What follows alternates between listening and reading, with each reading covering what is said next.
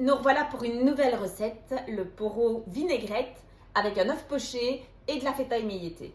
Vous verrez que les recettes végétariennes, contrairement à ce qu'on pense, ça peut être très gourmand. C'est pas juste des pâtes aux légumes, des lasagnes aux légumes, des légumes crus, parce que c'est vrai que les gens ont tendance à réduire les plats végétariens à ce type de plat. Mais il y a plein de choix et j'ai appris grâce à mon parrain, à ma belle-sœur, etc., à apprécier et à cuisiner autre chose dans les plats végétariens. Et vous verrez, c'est très très bon. Voilà la star du jour, donc le poro. Ce qu'on va faire, on va découper, enlever les racines. On ne jette pas, on lave correctement, on met au congélateur. Et une prochaine fois, par exemple, si vous l'amenez un peu de croustillant sur une salade, sur du poisson, vous pouvez utiliser ceci. Donc bien laver, vous mettez de la farine, vous le mettez dans de l'huile. Quand c'est frit, vous les sortez, un petit peu de sel. Et voilà, un peu de croustillant et c'est très bon. Et pour le verre, vous pouvez l'utiliser pour la soupe. Donc vous le lavez bien ici, vous le mettez au congélateur, comme ça on ne déjette pas. Donc ici, moi je vais couper jusque là au niveau de mon poro. Donc je réserve sur le côté et je coupe pour que j'aie deux parties comme ceci. On essaye de faire plus ou moins la même longueur. Donc j'ai acheté ici pour 4 personnes 4 poros, ça fera 2 tronçons par personne. Je m'occupe du reste. Donc voilà, ici, comme vous pouvez constater, ils ont quasi tous la même taille. Si vous voyez qu'à un moment donné, il y en a un qui est un peu plus court, vous raccourcissez, ce n'est pas très grave, et vous gardez les restes pour faire de la soupe pour la suite. Donc maintenant, nous allons nous occuper des échalotes. Nous allons prendre 4 échalotes. Donc ici, je vais couper mes extrémités. Je vais éplucher mon échalote et je vais la hacher finement dans mon petit turbo-chef. Mais vous pouvez bien sûr le faire au couteau si vous le souhaitez. Donc, je vais l'éplucher. On se retrouve dans un petit instant. Donc voilà, j'ai finement haché les 4 échalotes. Donc, assez finement avec ici moi mon turbo-chef. Je réserve et je mets sur le côté. Je vais m'occuper maintenant de la cuisson de mes poros. Voilà, ici j'ai ajouté du beurre. Maintenant, je vais ajouter mes échalotes. On va les faire revenir sans coloration, jusqu'à deviennent un peu plus translucides.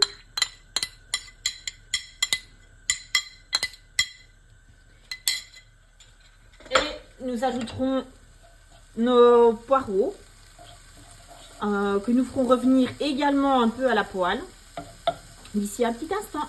Maintenant, je vais ajouter mes poros, mes poireaux, c'est comme vous voulez. Je les mets donc ils ne doivent pas ici colorer. Je vais juste les faire revenir un petit peu et je vous montre ça dans un instant. Donc, mes poros cuisent un peu. Je fais chauffer une casserole d'eau avec un filet de vinaigre d'alcool que je mets sur le côté, cuire pendant la cuisson ici de mes poros. Donc maintenant, ce que je vais faire, je vais déglacer avec 12 centilitres de vin blanc sec. Et pour que vous ayez la quantité en cuillère à soupe, c'est 8 cuillères à soupe.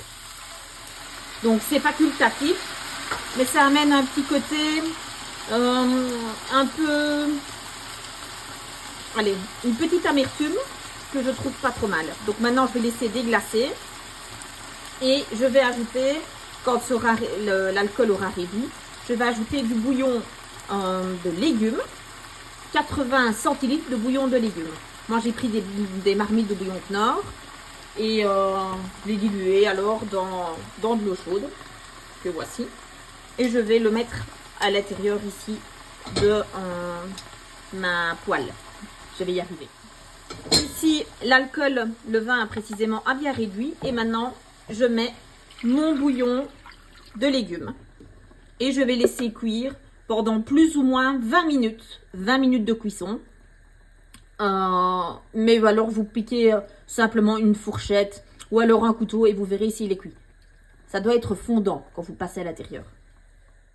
Pendant que l'eau chauffe, je vais prendre un petit verre de vin blanc. Donc maintenant, nous allons parler des œufs parce que c'est important qu'ils soient excessivement frais. Donc moi, j'ai été les chercher tout à l'heure chez Elodie, la sœur de ma meilleure amie. D'ailleurs, je te fais un gros bisou. Merci beaucoup pour tes bons œufs. Ils sont de différentes couleurs parce qu'elle a des poules de différentes races, simplement. Donc pour la recette, il vous en faudra 4.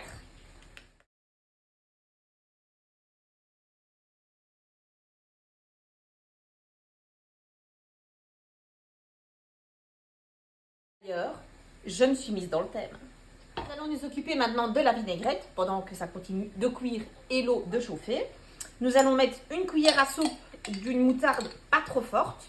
Moi, j'ai choisi, comme d'habitude, de la mystère.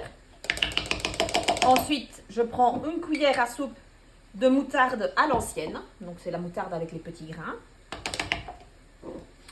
J'utilise ensuite 7 à 8 cuillères à soupe d'huile. Je prends de la bonne huile, bien sûr. 1, 2, 3, 4, 5, 6, 7 et 8.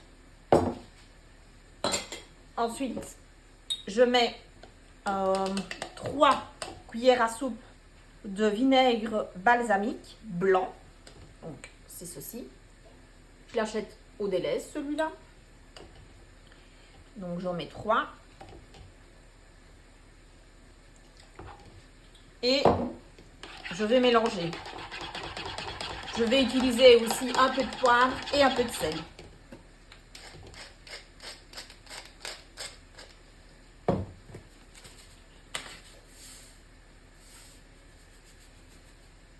Voilà. On mélange bien et on réserve. Je vais vous montrer la consistance que ça doit avoir. Comme ça, vous voyez bien. Et on goûte. C'est bon. C'est meilleur avec du vinaigre balsamique blanc. Je trouve que c'est moins acide qu'un vinaigre traditionnel. Pour la recette, j'ai besoin aussi d'une bonne poignée de ciboulettes que je vais finement ciseler. On ajoutera ça à notre vinaigrette. Et la vinaigrette, on ajoutera également un petit peu de jus de cuisson des poros quand la cuisson sera terminée. Donc ici, je vais le hacher finement. On se retrouve après. Donc nous nous retrouvons avec un résultat assez fin comme ceci. Et je vais l'incorporer, comme je l'ai dit, à ma vinaigrette. Donc je mets la totalité dedans. Donc, nous obtenons une vinaigrette comme ceci avec la ciboulette dedans. Et maintenant, nous allons torréfier nos pistaches. Nous allons mettre 50 g de pistaches à torréfier comme d'habitude, donc à sec dans une. Quand les pistaches sont torréfiées, je les mets sur mon plan de travail. Je laisse refroidir un tout petit peu et alors je les concasse. Donc pour les concasser, c'est les couper comme ceci. Et je les concasse pas trop grossièrement, qu'il y ait des morceaux, mais que ce soit pas trop gros quand même. Donc, je vais vous montrer ça. Donc, voilà à quoi ça doit ressembler au niveau de la finesse que je vous ai parlé. Maintenant, on va émietter la feta. On va mettre 100 g de feta que je vais émietter ici devant vous. Donc, ici, il s'agit de feta turque. Merci Sabine d'ailleurs pour le dépannage. Il suffit simplement, donc c'est par bloc, donc j'ai coupé déjà des petits morceaux. On les miette simplement en prenant une fourchette et en écrasant, sans en mettre comme moi sur le côté, en écrasant sans appuyer trop fort pour faire quelque chose comme ceci. Donc on émiette 100 g de feta. Ici c'est de la feta turque. Maintenant après vous pouvez en prendre au Lidl ou autre. Mais je trouve que le goût est quand même vraiment meilleur. Maintenant, nous allons vérifier la cuisson des poros. Donc, il suffit simplement de planter un couteau dans le poireau. Le poireau. Au final, je ne sais jamais ce que je dois dire. Et s'il rentre facilement, c'est qu'il est bien cuit. Vous avez pu voir ici, le bouillon a bien réduit. Et je me servirai un peu de la sauce pour mettre, comme je l'avais dit, dans la vinaigrette. Alors maintenant, je vais vous montrer comment faire un œuf poché. Donc ici, l'eau bout bien. Je vais casser un œuf dans une tasse. Pourquoi je le mets dans la tasse? Parce que je vais vous expliquer après. Ça va être plus compliqué de le mettre dans la louche sur la suite. Donc, je casse mon œuf. Je vais tourner dans ma casserole remplie d'eau avec un peu de vinaigre d'alcool. Je vais faire un petit tourbillon au milieu. Et je vais verser mon œuf. Donc ici, à partir de maintenant, vous devez compter 3 minutes 30 pour la cuisson. N'oubliez pas, j'ai prévu ici de l'eau froide. J'ai mis des glaçons dedans. Et une petite assiette avec du papier essuie-tout pour après éponger mon œuf. Donc voilà, maintenant nous allons dresser. Je mets 2 poros par personne, comme ceci. J'ajoute ensuite la vinaigrette.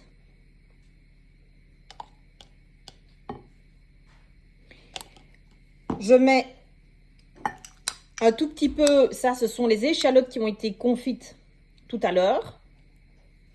J'en mets un petit peu sur chaque poro. J'ajoute un peu de pistache torréfiée, comme ceci. Je vais mettre un petit peu de feta. J'essaie de faire des plus petits morceaux, voilà, comme ceci. Je dispose mon œuf dessus.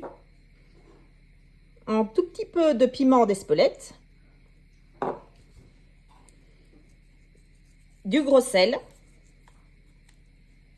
Et voilà notre plat terminé. Je vous souhaite d'avance bon appétit. J'espère que la recette vous a plu. Et à la semaine prochaine.